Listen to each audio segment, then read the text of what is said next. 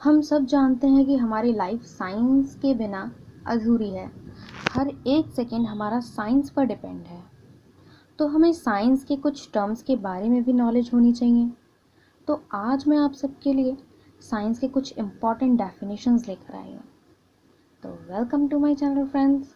तो चलिए सीखते हैं कुछ इम्पॉर्टेंट डेफिनेशंस। इसमें फर्स्ट आता है द्रव्य। तो द्रव्य वह पदार्थ है जो स्थान घेरता है, जिसमें भार होता है तथा जिसका ज्ञान हम अपनी ज्ञानेंद्रियों द्वारा कर सकते हैं, द्रव्य कहलाता है।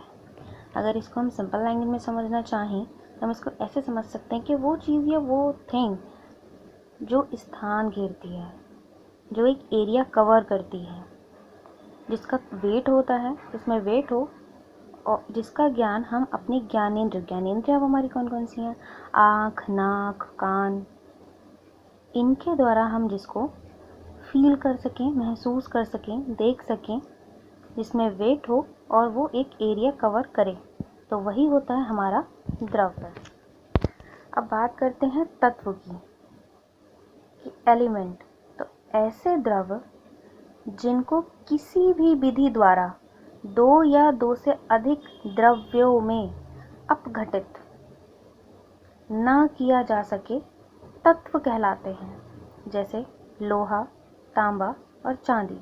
अब तत्व से हमारा ये मतलब होता है कि ऐसे द्रव्य जिनको डिवाइड ना किया जा सके, मतलब उनके रूप को चेंज ना किया जा सके। जैसे चांदी है तो वो चांदी को आप कोई भी शेप दे दो, वो चांदी हमेशा चांदी ही रहेगी, वो लोहा नहीं बन सकती। इसी तरह से तत्व को कभी भी दो या दो से अधिक द्रव्यों में अपघटित नहीं किया जा सकता है। अब बात करते हैं यौगिक की। तो शुद्ध समांगी द्रव्य। अब समांगी से क्या मतलब निकलता है? सम का मतलब होता है इवन। इवन माने यानी कि इक्वल।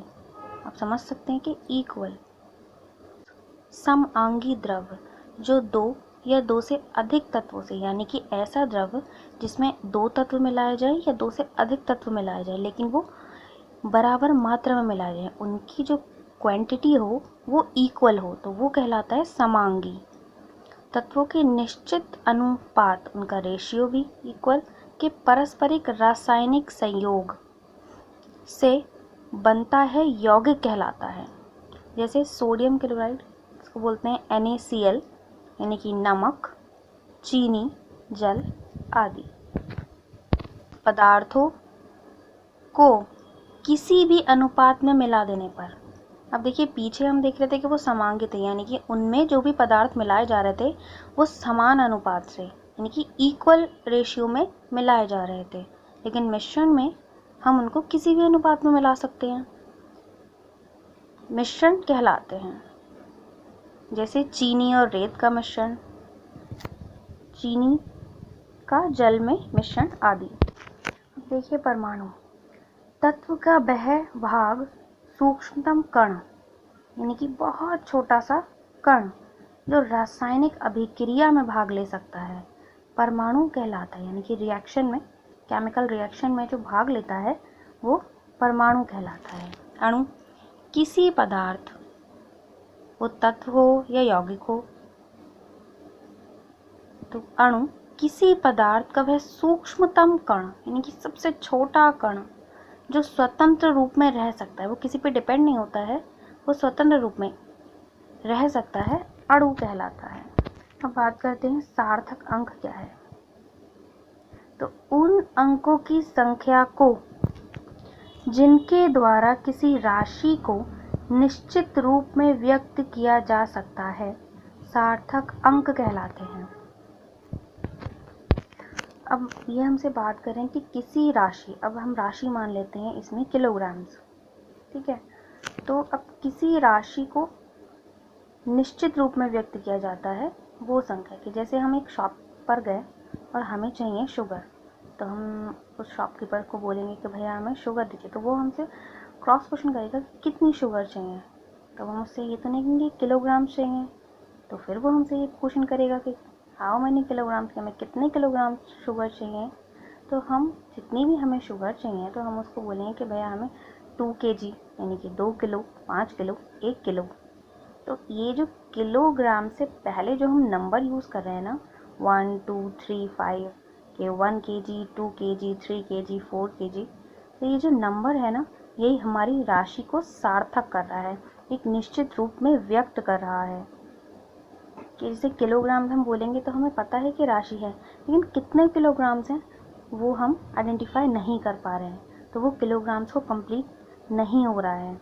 इसीलिए हम जिन अंकों का यूज़ करते हैं राशि को एक निश्चित रूप में व्यक्त करने के लिए, तो वही हमारे सार्थक अंक होते हैं। अब बात करते हैं स्टाइकियोमेट्रिक तथा अनस्टाइकियोमेट्रिक यौगिकों में अंतर। तो देखिए, पहले बात करते हैं स्टाइकियोमेट्रिक की। तो वे यौगिक जिनमें विद्यमान यानी कि जिनमें उपस्थित तत्वों का संगठन निश्चित होता है स्टाइकियोमेट्रिक कहलाते हैं, जैसे H2O, NH3, CH4, CO2 आदि। अब देखिए, H2O में हम समझ पा रहे हैं कि हमारे पास हाइड्रोजन है, तो कितने हाइड्रोजन है? 2 हाइड्रोजन है और 1 ऑक्सीजन है। ऐसे ही NH3 में 1 N है और H हाइड्रोजन हमारे पास 3 है। तो जिनमें जो तत्व उपस्थित होते हैं ना, उनकी हमें पता होती है कि उनमें उनकी निश्चितता पता होती है कि इसमें कितने कौन से हमारे पास तत्व विद्यमान हैं, जिनके बारे में हमें नॉलेज होती है कि इसमें कितनी क्या है, तो वो हमारे स्टाइकियोमेट्रिक कहलाते हैं। अब आगे बढ़ते हैं तो देखते हैं अनस्टाइकियोमेट्रिक। वे यौगिक जिनमें विद्यमान तत्वों का संगठन संयोग करने वाले अवयवों की संयोजकता के अनुरूप नहीं होता है तथा परिवर्तनीय होता है, तो उन्हें अनस्टाइकियोमेट्रिक कहते हैं। जैसे आप एग्जांपल्स में देख रहे हैं Fe 0.98O और Cu 1.7S। अब इनका जो तत्व हैं ये चेंज हो सकते हैं। जैसे H2O हमने ऊपर पढ़ा था, तो वो H2O जो है वो चेंज नहीं होगा, लेकिन इसमें जो इनकी वैलेंसी है वो चेंज हो सकती है। अब देखिए, SI पद्धति के मूल मात्रक उनसे संबंधित भौतिक राशियों तथा उनके प्रतीकों को सारणी में आप नीचे देख रहे हैं कि जैसे भौतिक राशि है हमारे पास लंबाई, तो लंबाई को हम स्मॉल l से डिनोट करते हैं। लंबाई के लिए हम पूरा नहीं लिखते कि हमें लंबाई लिखनी है, तो हम सिर्फ स्मॉल l का यूज़ करते हैं। द्रव्यमान मास होता है, इसलिए small m। t small t समय के लिए, इस समय के लिए हमें ध्यान रखना होता है कि हमें हमेशा स्मॉल t का यूज़ करना होता है, कैपिटल T का यूज़ नहीं करना होता है।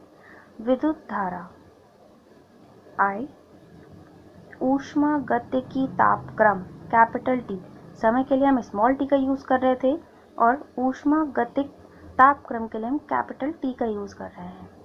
पदार्थ की मात्रा के लिए स्मॉल n, ज्योति तीव्रता I सफिक्स में 20, metre m, kilograms kg, seconds के लिए हम स्मॉल s का यूज़ करते हैं।